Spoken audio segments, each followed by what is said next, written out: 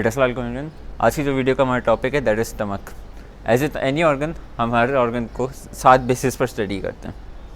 उसका सबसे पहले हम इंट्रोडक्शन करेंगे, फिर हम उसकी एम्ब्रियोलॉजी में उसकी डेवलपमेंट में जाएंगे। उस डेवलपमेंट के अकॉर्डिंगली हम फिर उसकी ग्रॉस एनाटमी करेंगे कि उसकी डेवलपमेंट के बाद उसके क्या ग्रॉस फीचर्स आते हैं।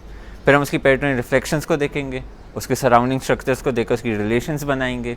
फाइनली हम उसकी ब्लड सप्लाई करेंगे और इन सबको हम राउंड अप कर देंगे with doing it's clinicals. Introduction of stomach में, स्टमक जो है वो सेकंड पार्ट ऑफ फोरगट है। First part of foregut oesophagus है, इसके डायरेक्टली बाद ये ओपन होगा इनटू द स्टमक। ठीक है, ये एक जे शेप मस्कुलर ऑर्गन है जो फूड को मिक्स करेगा, उसको चर्न करेगा और उसको टर्न कर देगा इनटू काइम। काइम एक पेस्ट लाइक सब्सटेंस होता है। स्टमक की लोकेशन पर आ जाए तो हमने एब्डोमेन को 9 रीजन में डिवाइड किया था सरफेस एनाटमी के हिसाब से। तो ये स्टमक जो है उसमें एपिगैस्ट्रियम में आएगा, लेफ्ट हाइपोकॉन्ड्रियम में आएगा और अम्बाइलिकल रीजन में आएगा। तो ये लेफ्ट हाइपोकॉन्ड्रियम वाला हिस्सा है, ये एपिगैस्ट्रियम है जो मिड में है, और ये जो नीचे स्टमक आ रहा है दैट इज़ अम्बाइलिकल रीजन। ठीक है, तो ये स्टमक की आगे इंट्रोडक्शन। एम्ब्रियोलॉजी ऑफ स्टमक में शुरू हमने किया एक रेगुलर गट ट्यूब से जो एक नैरो गट ट्यूब है।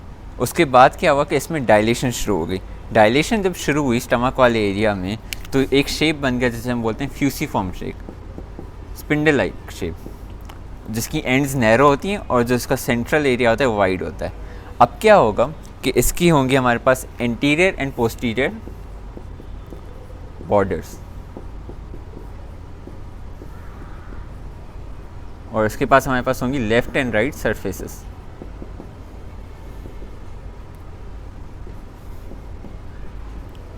सही है। अब इरेगुलर ग्रोथ होगी इनके एंटीरियर और पोस्टीरियर बॉर्डर्स की। जब ये इरेगुलर ग्रोथ होगी इनकी तो जो एंटीरियर बॉर्डर है वो कम ग्रो करेगा और जो पोस्टीरियर बॉर्डर है वो ज़्यादा ग्रो कर जाएगा। तो दोनों में कर्व्स आ जाएंगे। अब जब कर्व्स आए इनके तो एंटीरियर बॉर्डर में सिंस वो कम ग्रो कर गया तो हम उसे बोलते हैं लेसर कर्वेचर, और पोस्टीरियर बॉर्डर सिंस वो ज़्यादा ग्रो कर गया हम उसे बोलते हैं ग्रेटर कर्वेचर।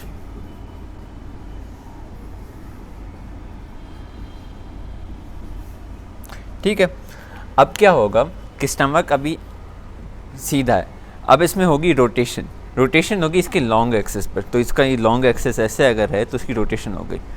अब कैसे होगी वो, ये मैंने अब काटा है, इसका ट्रांसफर सेक्शन काटा है। ये स्टमक है, इसके लेफ्ट और राइट पर इसकी वेगस नर्व्स आ रही हैं।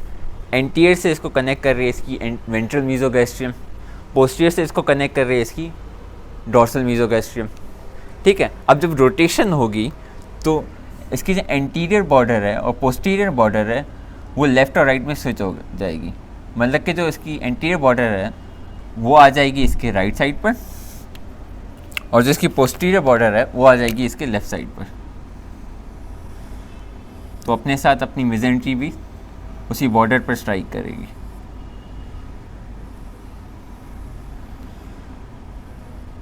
ऐसे, ठीक है।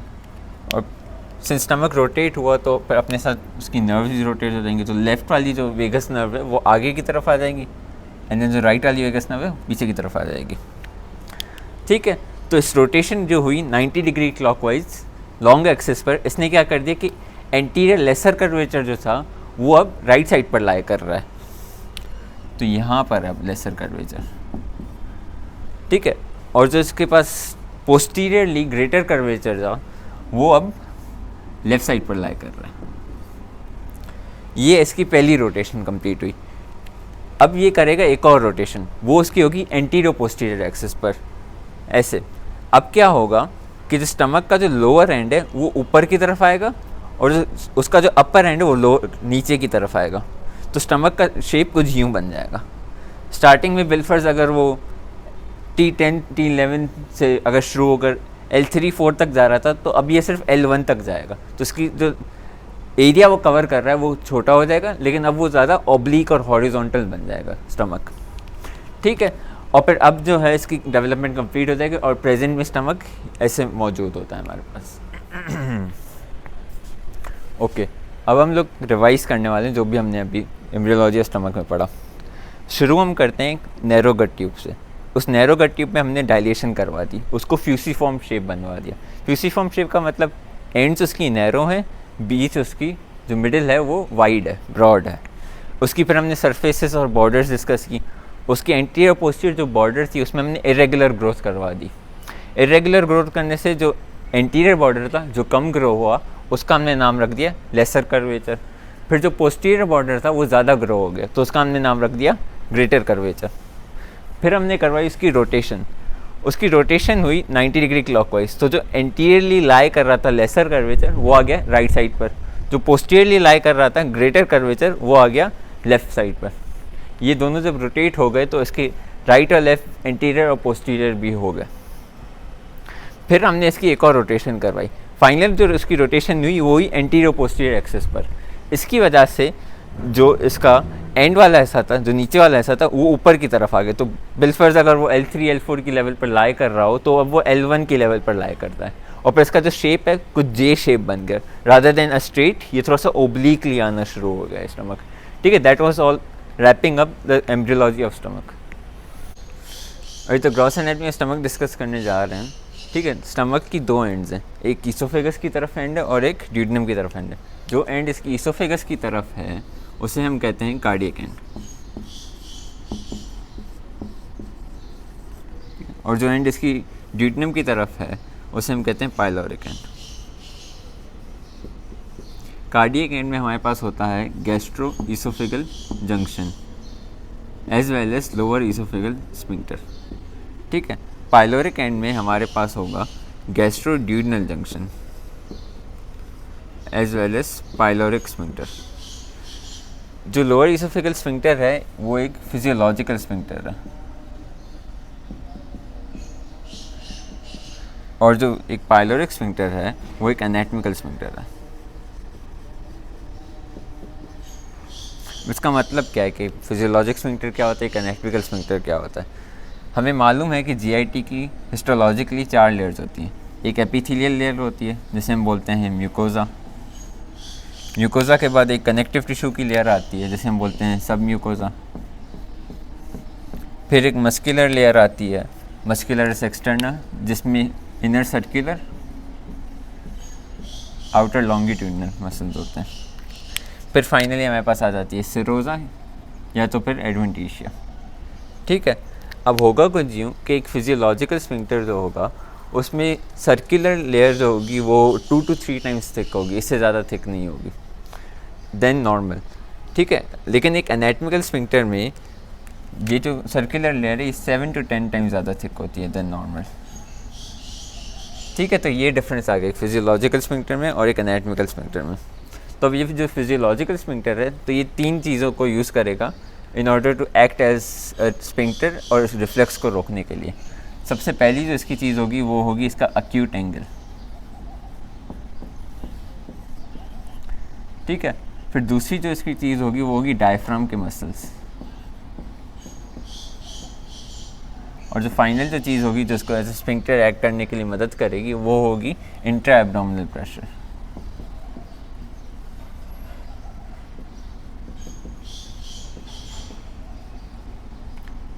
ये 3 चीज़ें जो लोअर ईसोफेगस स्फिंक्टर को एक्ट करवाती हैं एज ए स्फिंक्टर, उसको रिफ्लेक्स करने से रोकती हैं।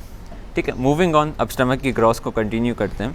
तो हमें एम्ब्रियोलॉजिकली भी मालूम है कि स्टमक के जो राइट साइड पर है हमारे पास है लेसर कर्वेचर,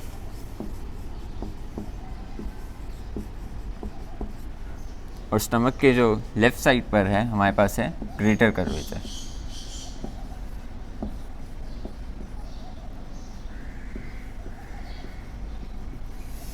ग्रेटर कर्वेचर पर एक बम्प आता है नियर द कार्डियक एंड जिसको हम बोलते हैं कार्डियक नॉच।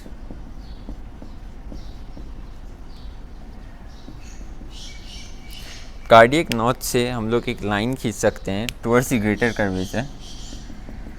इस लाइन को हम बोलते हैं कार्डियक एंगल।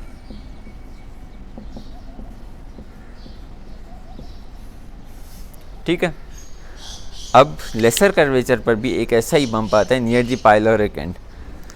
उस बम्प से फिर हम लाइन खींच सकते हैं, यहाँ पर विल्फर्स बम्प है, उस बम्प से हम लाइन खींच सकते हैं टुवर्ड्स द ग्रेटर कर्वेचर, और इस लाइन को हम बोलते हैं एंगुलरिस इंसिस्यूरा। ठीक है, अब इन दोनों लाइंस ने स्टमक को 3 हिस्सों में डिवाइड कर दिया है। पहला हिस्सा जो कार्डियक एंगल के ऊपर है जिसका नाम है फंडस, दूसरा हिस्सा जो कार्डियक एंगल और एंगुलरिस इंसिस्यूरा के बीच में है जिसका नाम है बॉडी, तीसरा पार्ट जो एंगुलरिस इंसिस्यूरा के बाद में है, नीचे है, जिसको हम बोलते हैं पाइलोरस। अब पाइलोरस का एक वाइड पोर्शन है जिसको हम बोलेंगे पाइलोरिक एंट्रम, और इसका एक नैरोअर पोर्शन है जिसको हम बोलेंगे पाइलोरिक कैनाल। ठीक है, this was all for the gross anatomy of stomach. तो अब थोड़ा सा रिवाइज कर लेते हैं ग्रॉस का। ठीक है, हमने सबसे पहले उसके 2 एंड्स देखे, cardiac and and pyloric and. Cardiac and पे हमने गैस्ट्रो इसोफेगल जंक्शन देखा था और लोअर इसोफेगल स्फिंक्टर देखा था। फिर हमने पाइलोरिक एंड पे गैस्ट्रोड्यूनल जंक्शन देखा और पाइलोरिक स्फिंक्टर देखा। हमने फिजियोलॉजिकल और एनाटमिकल स्फिंक्टर्स का डिफरेंस भी चेक किया। ठीक है, फिर हमने लेसर कर्वेचर ग्रेटर कर्वेचर को डिस्कस किया। ग्रेटर कर्वेचर पे हमने कार्डियक नॉच बनाया था और उस कार्डियक नॉच से हमने कार्डियक एंगल भी बनवाया। फिर हमने लेसर कर्वेचर भी कार्डियक नॉच जैसा ही एक बम्प देखा जहाँ से फिर हमने एंगुलरिस इंसिस्यूरा बनाया। इन दोनों एंगल्स को बनाने के बाद हमने स्टमक को 3 हिस्सों में डिवाइड कर दिया, fundus, body and pylorus. Pylorus के फिर 2 हिस्से हैं, एक वाइडर हिस्सा एंट्रम और एक नैरोअर हिस्सा कैनाल। ठीक है, that was all for the gross anatomy of the stomach. और the peritoneal reflections of stomach को डिस्कस करने जा रहे हैं। किसी भी ऑर्गन की अगर पेरिटोनियल रिफ्लेक्शंस आती हैं तो वो उसकी एम्ब्रियोलॉजिकली उसकी मेजेंट्री से आती हैं। तो हमें पहले देखना होगा कि मेजेंट्री बनती कैसे। बिल्फर्स के ये 3rd वीक के बाद, लेटरल फोल्डिंग के बाद रादर, एम्ब्रियो कुछ यूँ हैं। ये एंडोडर्मल गट ट्यूब है, ये एक्टोडर्मल लाइनिंग है, ये visceral layer of lateral plate mesoderm है और ये somatic layer of lateral plate mesoderm है। तो होगा कुछ यूँ कि जो एंडोडर्मल गट ट्यूब है जब ये ग्रो करेगा तो ये वेंट्रली मूव होगा। तो जब ये आगे की तरफ मूव होगा तो फिर ये इंट्राएम्ब्रियोनिक सीलम के अंदर आ जाएगा। जब ये अंदर आ रहा है तो ये अपने साथ विज़रल लेयर साथ में लेता हुआ आ रहा है, तो फिर एक रास्ता बन जाता है। Visceral layer of lateral plate mesoderm का रास्ता बन गया। इस रास्ते के थ्रू क्या ट्रैवल करेगा? वेसल्स ट्रैवल करेंगी, आर्टरीज, वेन्स, लिम्फेटिक्स वगैरह। ठीक है, इस रास्ते का ही नाम होता है मेजेंट्री। सही है, सिंस ये अब इसको पोस्टीरियर एब्डोमिनल वॉल के साथ या पोस्टीरियर बॉडी वॉल के साथ कनेक्ट कर रही है तो इसका नाम है डॉर्सल मेजेंट्री।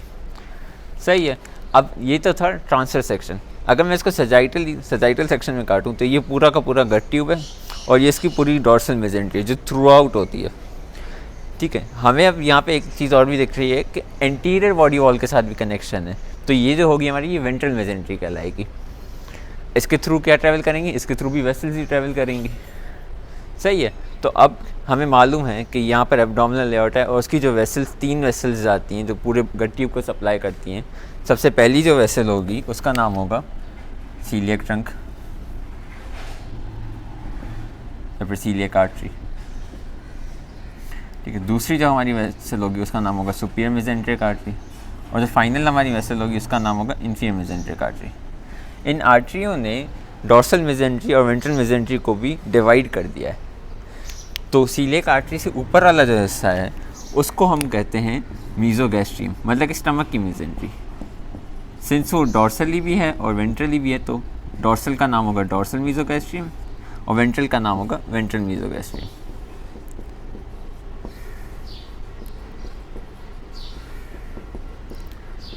ठीक है, अब हम आ जाते हैं रोटेशन ऑफ स्टमक के बाद। स्टार्टिंग में तो ये इसके एंटीरियर और पोस्टीरियर थी, एंटीरियर पोस्टीरियर अटैच थी इसके, लेकिन जब स्टमक रोटेट हो गया तो फिर अब ये इसकी राइट और लेफ़्ट साइड पर आ गई। राइट साइड पर इसकी आ जाएगी हमारी वेंट्रल मीजोगैस्ट्रियम और लेफ़्ट साइड पर हमारे पास आ जाएगी इसकी डॉर्सल मीजोगैस्ट्रियम। ठीक है, अब क्या होगा कि अब इन दोनों के अंदर ऑर्गन्स बनेंगे। वेंट्रल मीजोगैस्ट्रियम के अंदर हमारा एक ऑर्गन बनेगा जिसका नाम होगा लिवर, जो वेंट्रल मीजोगैस्ट्रियम को 2 हिस्सों में अब डिवाइड कर देगा। एक हिस्सा उसका वो जो स्टमक को कनेक्ट कर रहा है लिवर के साथ। अब जो ये वाला हिस्सा है वेंट्रल मीजोगैस्ट्रियम का जो स्टमक को लिवर के साथ कनेक्ट कर रहा है, इसका नाम होगा हेपेटोगैस्ट्रिक लिगामेंट। सही है। और एक और हिस्सा है वेंट्रल मीजोगैस्ट्रियम का जो लिवर को एंटीरियर बॉडी वॉल के साथ कनेक्ट कर रहा है, इसका नाम बन जाएगा फेल्सीफॉर्म लिगामेंट।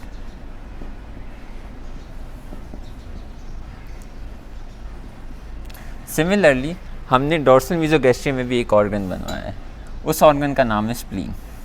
स्प्लीन ने भी अब डॉर्सल मीजोगैस्ट्रियम को दो हिस्सों में डिवाइड कर दिया। एक वो हिस्सा जो स्टमक को स्प्लीन के साथ कनेक्ट कर रहा है, दूसरा वो हिस्सा जो स्प्लीन को पोस्टीरियर एब्डोमिनल वॉल, खासकर पोस्टीरियर एब्डोमिनल वॉल में किडनी के साथ कनेक्ट करेगा। ठीक है, तो जो हिस्सा स्टमक को स्प्लीन के साथ कनेक्ट कर रहा है उसका नाम हो जाएगा अब गैस्ट्रो स्प्लीनिक लिगामेंट। और जो दूसरा हिस्सा है डॉर्सल मीजोगैस्ट्रियम का जो स्प्लीन को किडनी के साथ कनेक्ट कर रहा है उसका नाम होगा स्प्लीनो रीनल लिगामेंट। ठीक है, ये हमने दो ऐसे डिस्कस कर दिए, दो डेरिवेटिव्स डिस्कस कर दिए वेंट्रल मीजोगैस्ट्रियम के और डॉर्सल मीजोगैस्ट्रियम के। उनों में ही हमने दो ऑर्गन्स भी डेवलप करवा दिए, एक ऑर्गन वेंट्रल मीजोगैस्ट्रियम में जिसका नाम लिवर है और एक ऑर्गन डॉर्सल मीजोगैस्ट्रियम में जिसका नाम स्प्लीन है। अब आ जाते हैं एक और चीज़ पर, जो हेपेटोगैस्ट्रिक लिगामेंट है और जो गैस्ट्रोस्प्लीनिक लिगामेंट है, अब उनकी एक्स्ट्रा ग्रोथ होगी। पहले आ जाते हैं हेपेटोगैस्ट्रिक लिगामेंट पर। तो ये मैंने स्टमक बनाया और ये लिवर है, इन दोनों को कनेक्ट कर रहा है हमारा हेपेटोगैस्ट्रिक लिगामेंट। अब क्या होगा कि हेपेटोगैस्ट्रिक लिगामेंट की एक्स्ट्रा ग्रोथ होगी। उस स्टमक के साथ तो कनेक्ट कर ही रहा है लिवर को, अब वो करना शुरू करेगा ड्यूडेनम के साथ लिवर को कनेक्ट। तो उसकी जो फ्री मार्जिन बनेगी एंड की, वो अब एक और नया लिगामेंट बन जाएगा जिसका हम नाम रखेंगे हेपेटो ड्यूडेनल लिगामेंट।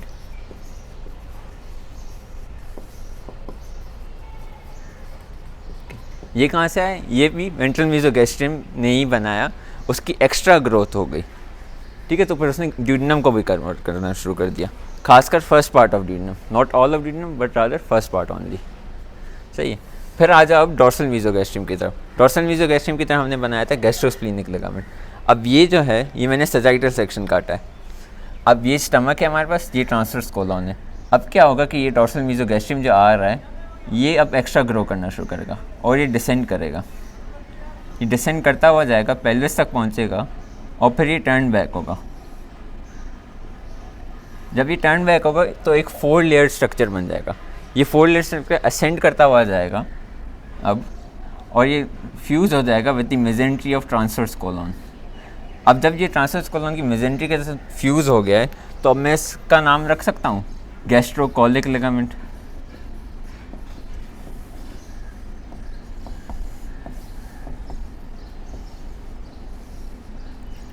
जो स्टमक को कोलॉन, ट्रांसवर्स कोलॉन के साथ कनेक्ट कर रहा है। इसका दूसरा नाम ओमेंटल एप्रन भी होता है क्योंकि ये कवर कर रहा होता है सारे के सारे कॉइल्स ऑफ स्मॉल इंटेस्टाइन को। कॉइल्स ऑफ स्मॉल इंटेस्टाइन यहाँ पर होते हैं, तो फिर अगर हम डाइसेक्ट करेंगे तो फिर हमें सिर्फ और सिर्फ ओमेंटल एप्रन या फिर गैस्ट्रोकोलिक लिगामेंट नज़र आएगा। ठीक है, तो फिर हमने एक और डेरिवेटिव डिस्कस किया डॉर्सल मीजोगैस्ट्रियम का और एक और डेरिवेटिव डिस्कस किया वेंट्रल मीजोगैस्ट्रियम का। अब मैं इस सबको मिटाता हूँ और फिर टैली करते हैं कि हमने क्या क्या डिस्कस किया।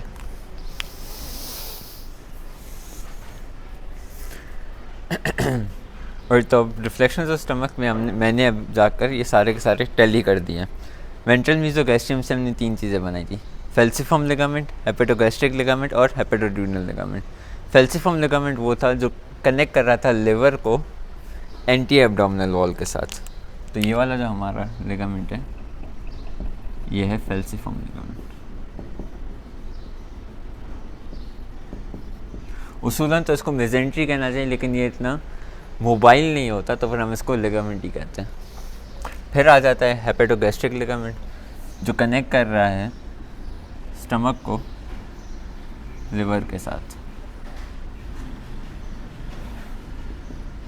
इसके साथ ही इसकी आउटग्रोथ होगी तो वो हेपेटोड्यूडेनल लिगामेंट बनाएगा।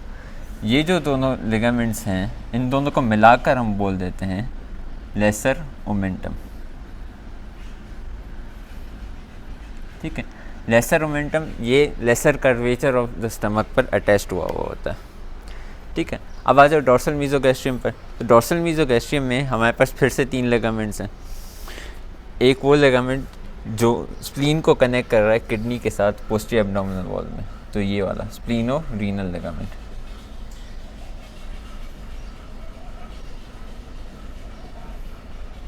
दूसरा लिगामेंट जो स्टमक को स्प्लीन के साथ कनेक्ट कर रहा है, तो गैस्ट्रो स्प्लीनिक लिगामेंट।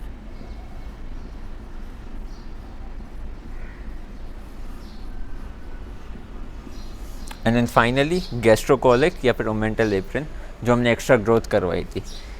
इन दोनों को, गैस्ट्रोकोलिक, गैस्ट्रोस्प्लीनिक को या फिर ओमेंटल एप्रिन को हम लोग मिलाकर कहते हैं ग्रेटर ओमेंटम।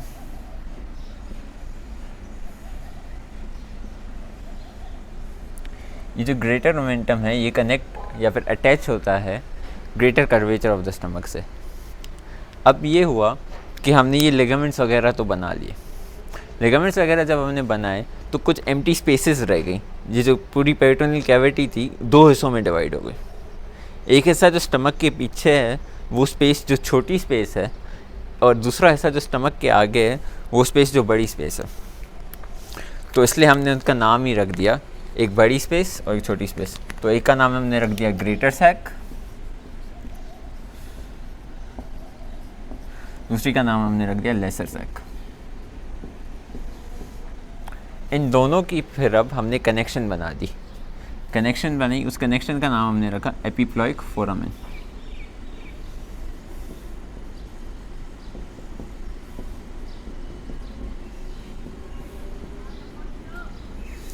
अब एपिप्लॉइक फोरामेन की बाउंड्रीज नेसेसरी हैं करना कि एपिप्लॉइक फोरामेन की बाउंड्रीज कैसे होती हैं, बनता कैसे है वो।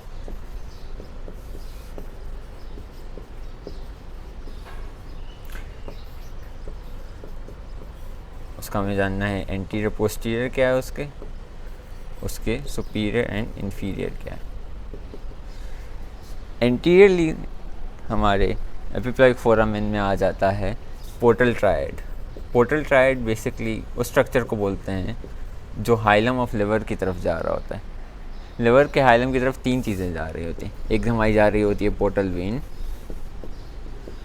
दूसरी हमारी जा रही होती है हेपेटिक आर्टरी, फाइनली हमारा जा रहा होता है बाइल डक्ट। तो इन तीन चीज़ों को मिलाकर कहते हैं पोर्टल ट्रायड। पोस्टीरियरली हमारे पास आ जाती है इंफीरियर वेना केवा, ठीक है। सुपीरियरली हमारे पास आ जाएगा लिवर एंड इंफीरियरली हमारे पास आ जाएगा डुओडेनम। अगर स्पेसिफिक होना है तो लिवर का क्वाड्रेट लोब ऑफ लिवर है और डुओडेनम का फर्स्ट पार्ट ऑफ डुओडेनम है। तो ये बाउंड्रीज बनाते हैं एपिप्लॉइक फोरामेन की। एपिप्लॉइक फोरामेन में होगा यूँ कि लेसर सैक में जो पेरिटोनियल फ्लूइड है वो ग्रेटर सैक में जा सकता है और ग्रेटर सैक से पेरिटोनियल फ्लूइड लेसर सैक में आ सकता है। इस चीज़ का फ़ायदा ये होता है कि स्टमक जब भी बंदा खाना खाता है तो स्टमक एक्सपैंड होता है, तो लेसर सैक उसको एक अपॉर्चुनिटी देता है ताकि वो सही तरीके से एक्सपैंड हो सके, ताकि सराउंडिंग स्ट्रक्चर्स डिस्टर्ब ना हो, ठीक है। तो this was all for the reflections of the stomach. हमने एम्ब्रियोलॉजी से लेकर के वेंट्रल मीजोगैस्ट्रियम मतलब कि ventral mesentery of the stomach और डॉर्सल मीजोगैस्ट्रियम मतलब कि डॉर्सल मेजेंट्री ऑफ स्टमक, हमने दोनों से तीन लिगामेंट्स ईच बनवाए डेरिवेटिव्स, जिसमें से जो फेल्सिफॉर्म लिगामेंट स्प्लीनोरीनल लिगामेंट है उनका ताल्लुक स्टमक के साथ नहीं है क्योंकि वो अलग ऑर्गन से है। फेल्सिफॉर्म लिगामेंट का ताल्लुक लिवर से है और स्प्लीनोरीनल लिगामेंट का ताल्लुक स्प्लीन से है। फिर हमने जो दो स्टमक वाले हैं दोनों में से एक हेपेटोगैस्ट्रिक लिगामेंट और एक हेपेटोड्यूडिनल लिगामेंट जो फॉर्म हमने करवाया लेसर ओमेंटम जो स्टमक से रिलेटेड है वेंट्रल मीजोगैस्ट्रियम से, और दूसरा हमने बनवाया गैस्ट्रोस्प्लीनिक लिगामेंट और गैस्ट्रोकोलिक लिगामेंट जिससे हमने बनवाया ग्रेटर ओमेंटम जो ग्रेटर कर्वेचर पर अटैच्ड है और स्टमक से रिलेटेड है डॉर्सल मीजोगैस्ट्रियम के लिहाज से। फिर हमने उन दोनों के बीच में ओपन स्पेसेस बनवा दी। एक का नाम जो बड़ी स्पेस है उसका नाम हमने रखा ग्रेटर सैक और एक जो छोटी स्पेस है उसका हमने नाम रखा लेसर सैक। उन दोनों की कनेक्शंस बनवाई जिसका नाम हमने रख दिया एपिप्लॉइक फोरामेन। एपिप्लॉइक फोरामेन की बाउंड्रीज हमने डिस्कस की। एंटीरियरली पोर्टल ट्रायड आ रहा है, पोस्टीरियरली उसके इंफीरियर वेना केवा है, सुपीरियरली उसके लिवर है और इंफीरियरली उसके डुओडेनम है, ठीक है। That was all for this reflections of the stomach. अच्छा, तो अब रिलेशंस ऑफ स्टमक डिस्कस करने जा रहे हैं। रिलेशंस ऑफ स्टमक में हमें इसकी एंटीरियर रिलेशंस देखनी है, पोस्टीरियर रिलेशंस, मेनली ये दोनों रिलेशंस देखनी है। तो उसके जो एंटीरियरली हमारे पास आ जाएगी ऑब्वियसली एंटीरियर एब्डोमिनल वॉल आ गई हमारे पास। उसके बाद जो इसको एंटीरियरली कवर करेंगे वो होगी लिवर। लिवर के साथ लिवर का जो डायफ्राम का टुकड़ा जो लिवर को भी कवर कर रहा है वो भी स्टमक को कवर करेगा। तो एंटीरियर में हमारे पास आ गई liver, anterior abdominal wall as well as diaphragm. Posteriorly हमारे पास जो आ जाएगी रिलेशंस में, एक तो सबसे पहले जो पेंक्रियाज है, पेंक्रियाज अपवर्ड ओब्लिकली ग्रो करता है from the second part of duodenum, तो स्टमक के पीछे से गुजर रहा होता है और स्ट्राइक करता है directly at the hilum of spleen. Spleen भी स्टमक के पीछे ही होती है, ठीक है। तो पेंक्रियाज एक पीछे आ जाएगा स्टमक के, दूसरा स्प्लीन पीछे आ जाएगी स्टमक के, फिर जो एब्डोमिनल एओर्टा से सीलियक आर्टरी है उसकी जो ब्रांच आएगी स्प्लीनिक आर्टरी, वो फिर ट्रैवल करेगी पेंक्रियाज के ऊपर से, तो वो भी आ जाएगी पोस्टीरियर रिलेशंस ऑफ स्टमक में। और अगर ये आर्टरी ट्रैवल कर रही है तो फिर इसके साथ स्प्लीनिक वेन भी होगी साथ साथ, ठीक है। तो पोस्टीरियर रिलेशंस में हमारे पास क्या क्या आ गया, हमारे पास आ गया पेंक्रियाज, हमारे पास आ गई स्प्लीन, और फिर हमारे पास आ गई स्प्लीनिक वेसल्स।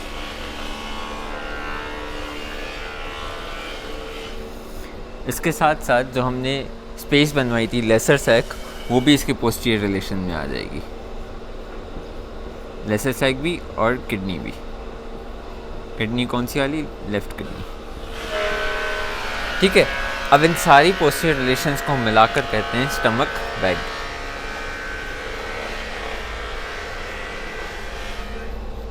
तो ये posterior relations of stomach are known as stomach bag.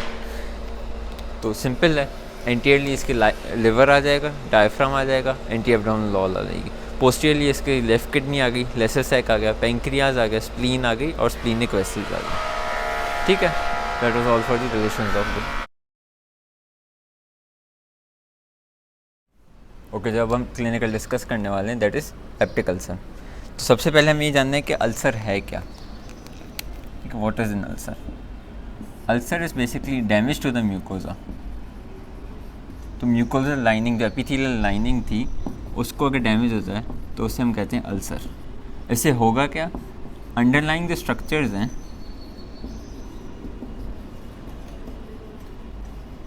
Underlying structures कौन कौन से, ब्लड वेसल्स, नर्व्स वगैरह, ये सारे एक्सपोज हो जाएंगे, ठीक है। तो अगर वेसल्स एक्सपोज हो गई, तो अगर वेसल्स एक्सपोज हैं तो ब्लीडिंग हो सकती है, नर्व्स एक्सपोज हैं तो पेन होगा, ठीक है। अब पेप्टिक अल्सर जो है उसका कॉज क्या हो सकता है, हमें मालूम है कि स्टमक में हमारे पास होते हैं गैस्ट्रिक एसिड।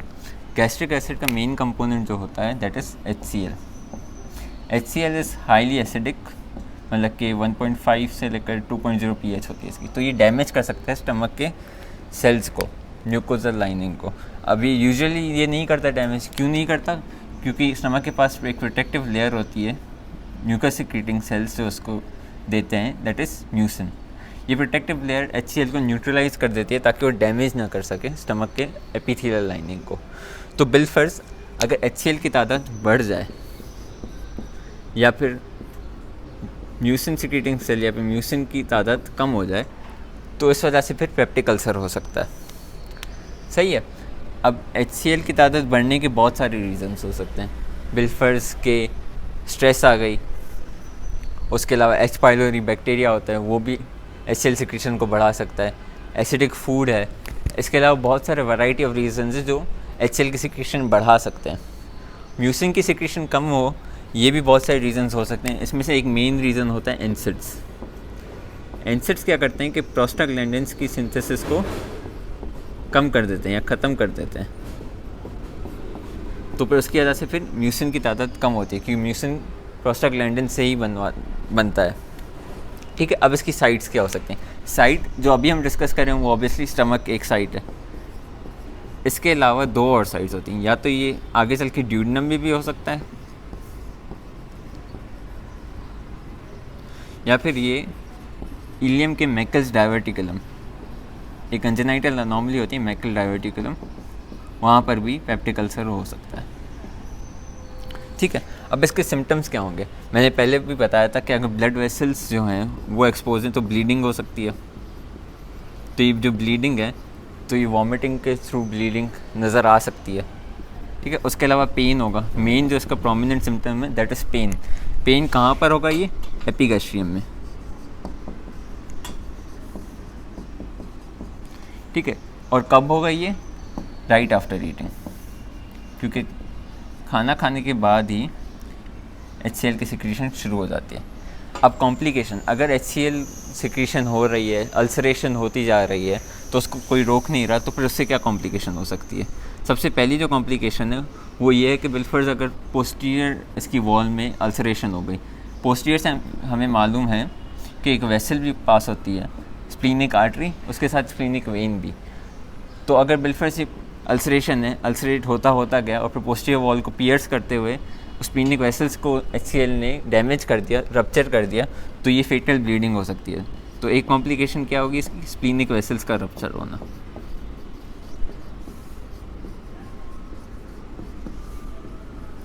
दूसरी जो इसकी कॉम्प्लिकेशन है वो ये है कि बिलफर्स के ये अल्सरेशन है, ये अल्सर होगा, डैमेज होगा, फिर से रिपेयर होगा, फिर से डैमेज होगा, फिर से रिपेयर होगा। ये डैमेज और रिपेयर करते करते ये कैंसर में भी कन्वर्ट हो सकता है, ठीक है। तो this can also lead to gastric carcinoma.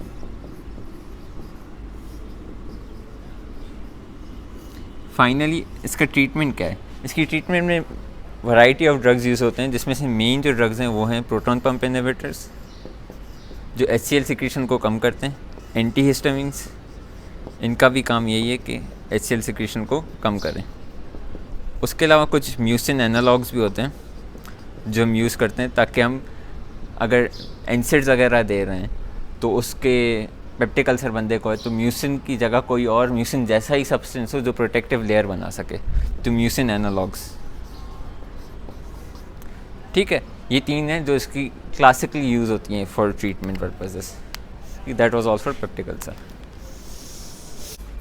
अब जो दूसरा क्लिनिकल है हमारा that is policeman of the abdomen. तो ये मैंने स्टमक बनाया है। ये स्टमक के ग्रेटर कर्वेचर से जो अटैच्ड चीज़ है ये है गैस्ट्रोकोलिक लिगामेंट या फिर ओमेंटल एप्रिन,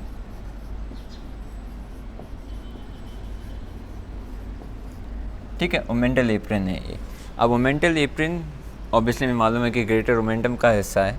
तो ओमेंटल एप्रिन की जो फंक्शनैलिटी है, जो उसकी सिग्निफिकेंस है, ये है कि बिलफर्स इसके पीछे हमारे पास होंगी इंटेस्टिनल कॉइल्स, वहाँ पर कहीं पर भी इन्फ्लेमेशन हो जाती है। बिलफर्स यहाँ पर इन्फ्लेमेशन हो गई तो क्या होगा कि जो इतना सारा हिस्सा है ये ओमेंटल एप्रिन का, ये सारा का सारा एडहेयर हो जाएगा टू द इन्फ्लेम्ड पॉइंट।